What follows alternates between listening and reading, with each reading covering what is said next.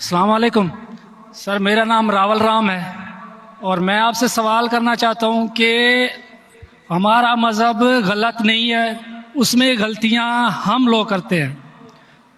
जना हराम है हमारे मज़हब में, शराब नोशी हराम है, जना हराम है, मतलब कि जैसे भी गलत काम सारे गलत उसमें भी लिखे हुए हैं और यही इस्लाम में भी हैं। ये दोनों जो है ना मतलब कि कॉमन है इनमें, तो अच्छी बातें दोनों तरफ हैं और सिर्फ इस बुनियाद पर हमें दोज़ख में डाल दिया जाएगा कि हम सिर्फ कलमा नहीं पढ़ते, अदरवाइज़ हम लोगों में भी वही चीज़ें हैं, सिर्फ इबादत का तरीका और है। बाकी बस इस सवाल मैंने जो। भाई साहब आपका नाम क्या है? रावल राम। रावल राम जी जी रावल राम ने एक अच्छा सवाल पूछा जी। उसने कहा कि उनकी मजहब किताब में भी जिना हराम है, बिल्कुल सही फरमाते। उनके मजहब में लिखा हुआ है कि शराब हराम है, बिल्कुल सही फरमाते। आपने अगर मेरी तकरीर सुने हिंदुइज्म और इस्लाम में यकसानियत, आपने सुने वो तकरीर को? जी जी। अच्छा, वो तकरीर में लिखा है हिंदू मजहब में दो किस्म के किताबें हैं, एक श्रुति और एक स्मृति। श्रुति मतलब वो किताब जो भगवान की तरफ से आती है, भगवान की तरफ से। स्मृति वो किताब जो इंसानों ने लिखी है। श्रुति में आता है वेद एंड उपनिषद, स्मृति में आता है महाभारत, रामायण, भगवत गीता, मनुस्मृति एक्सेट्रा। आप अगर पढ़ेंगे आपके छंदोग्य उपनिषद जो श्रुति है, छंदोग्य उपनिषद चैप्टर नंबर 6 सेक्शन नंबर 2 श्लोक नंबर 1, नाकस्य कसिज, भगवान एक ही है, दूसरा नहीं है। बिल्कुल सही। भगवान एक है, दूसरा नहीं है। बिल्कुल। आपके किताब में लिखा है श्वेताश्वेतर उपनिषद चैप्टर नंबर 6 श्लोक नंबर 9, नाकस्य कसिज जनिता न पतिपा, नाकस्य कसिज जनिता न चतिपा, मतलब उस भगवान के कोई वालिदैन नहीं है, ना माँ है ना बाप है ना बच्चे है। सही। लिखा है श्वेताश्वेतर उपनिषद में चैप्टर नंबर 4 श्लोक नंबर 19, न तस्य प्रतिमा अस्ति, प्रतिमा के मानी होती है संस्कृत में अक्स, picture, photo, statue, idol, painting.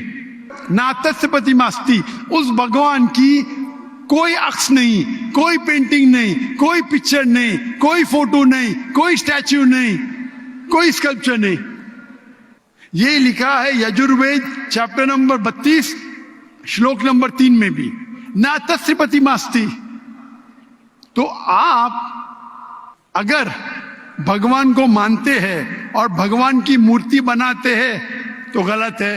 आपके किताब के हिसाब से कुरान मजीद को बाजू रखो, हदीस को बाजू रखो। आप मूर्ति पूजा में मानते हैं भाई साहब? सर मैं सिर्फ कृष्ण भगवान की मूर्ति पे मानता हूँ, अदरवाइज देवता हैं वो मतलब उन पे सजदा नहीं कर सकते।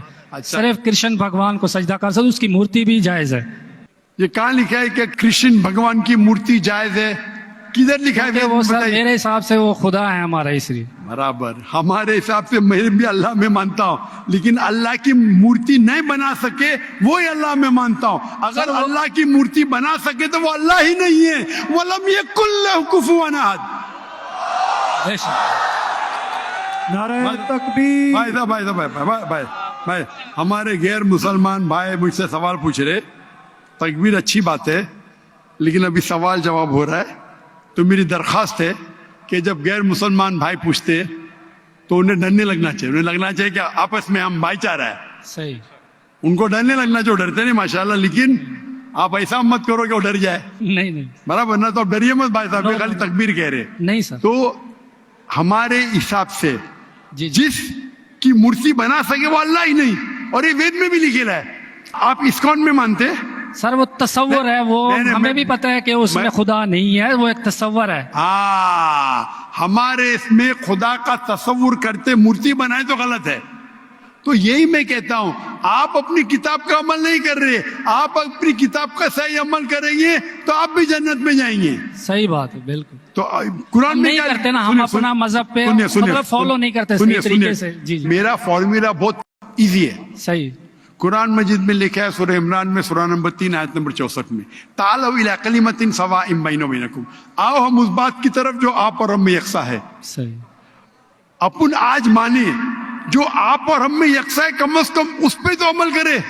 मेरा फॉर्मूला यूनिवर्सल है, पूरा भाईचारा है। मैं कहता हूं भाई बाइबल को लेके आओ, वेद को लेके आओ, कुरान को लेके आओ। वेद काफी बड़ी है, जी जी। बाइबल कुरान से 3 गुना बड़ा है।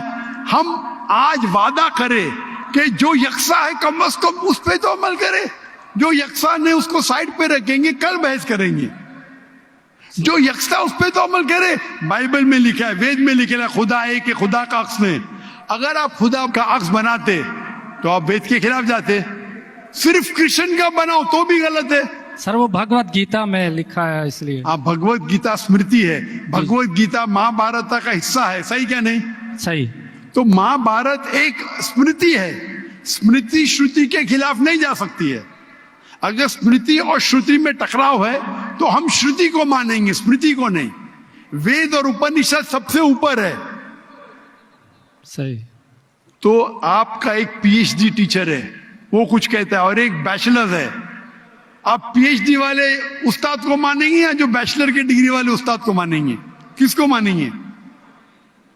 कौन से उस्ताद को मानेंगे? PhD sir. पीएचडी। तो आपका पीएचडी वेद है। सही।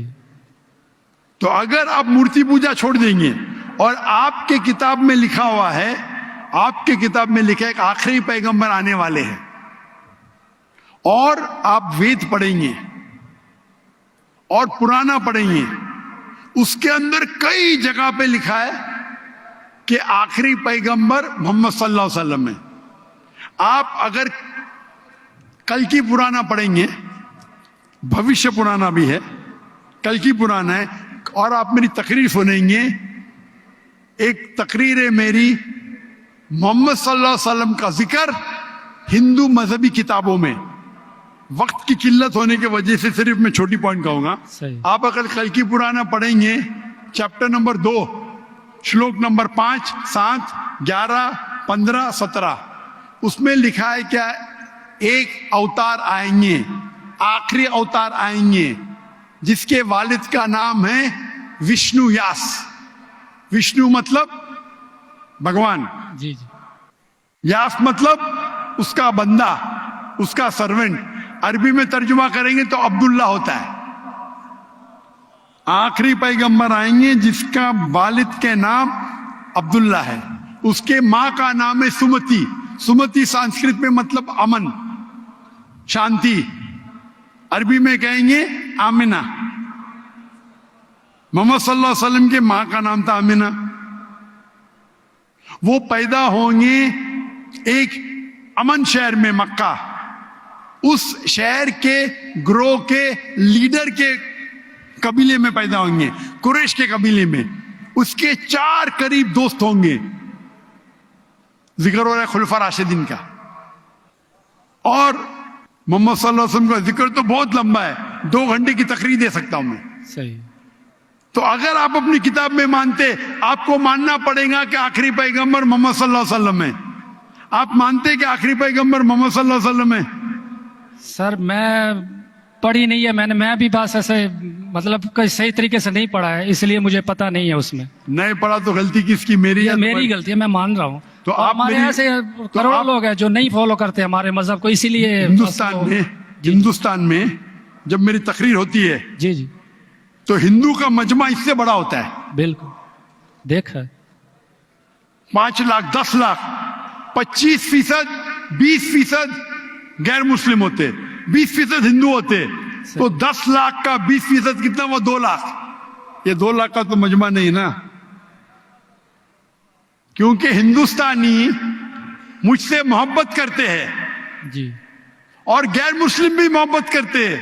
बिल्कुल। वो पॉलिटिशियन है, जो प्रॉब्लम होता है उनको वोट बैंक का प्रॉब्लम है। अरे हम लोग तो हार जाएंगे अभी। हिंदू जब मेरी तकरीर सुनते कहते कि 2 घंटे में हमने वो सीखा जो हमने 40 साल हमें पता नहीं था।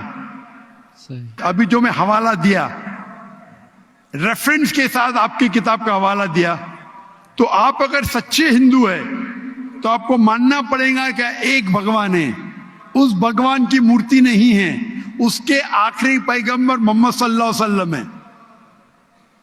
तो आप अपने किताब पे अमल करेंगे जी करूँगा। और जो चीज यकसा है कम से कम उस पर तो अमल करो। जो टकराव है वो बाद में, मैं जानता हूं, मैंने तकरीर की है, इसमें लिखा है कि हिंदू मजहबी किताब में लिखेला है शराब पीना हराम है, कुरान में लिखेला है। सही आपकी मजहबी किताब में यह भी लिखा है कि सुअर का गोश्त खाना हराम है। सही। और आपकी किताब कुरान से सख्त है, उसमें लिखा है कि अगर आप सुअर का गोश्त बेचेंगे तो उल्टे पैर और उल्टे हाथ काटना चाहिए।